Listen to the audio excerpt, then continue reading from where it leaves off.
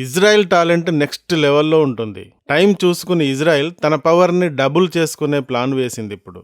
Literally Israel US support లేకుండా ఇక్కడ ఉండగలదా? అంటే మిడిల్ ఈస్ట్‌లో ఉండగలదా? నెవర్ కదా. ఇజ్రాయెల్ చాలా చిన్న దేశం. 1 కోటి జనాభా కూడా ఉండదు.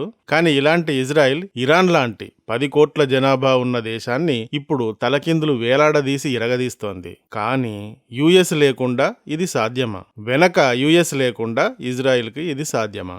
ఇస్లామిక్ దేశాలు, ఆ దేశాలలోని మతోన్మాద యూదు వ్యతిరేక గ్రూపులు ఇజ్రాయెల్ చుట్టూ ఉన్నాయి. ఇప్పుడేమో ఇరాన్ లాంటి శక్తివంతమైన దేశంతో డైరెక్ట్ గా యుద్ధం పెట్టుకుంది. ఈ యుద్ధం తర్వాత కూడా ఇజ్రాయెల్కి థ్రెట్ తప్పదు. వీటినన్నింటినీ విజయవంతంగా గెలవడానికి ఇజ్రాయెల్ ఇప్పుడు నెంబర్ 1 ప్లాన్ వేసింది. గల్ఫ్ దేశాలలో సౌదీ, యుఏఈ, ఖతార్, బహ్రెయిన్ లాంటి చాలా దేశాలలో యుఎస్కి బేసులు ఉన్నాయి కదా.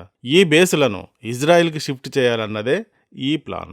ఇజ్రాయెల్ మీడియా ఛానల్ 12 ఈ న్యూస్ని పబ్లిష్ చేసింది. ఇప్పుడు జరుగుతున్న యుద్ధం ఆగిపోయిన వెంటనే గల్ఫ్ దేశాల్లో ఉన్న యుఎస్ బేసులను ఇజ్రాయెల్కి మార్చే విధంగా ఏర్పాట్లు చేస్తున్నట్టుగా ఛానల్ 12 పబ్లిష్ చేసింది. మరి ఇదే గాని జరిగితే ఇజ్రాయెల్కి డబుల్ పవర్ వచ్చినట్టే కదా.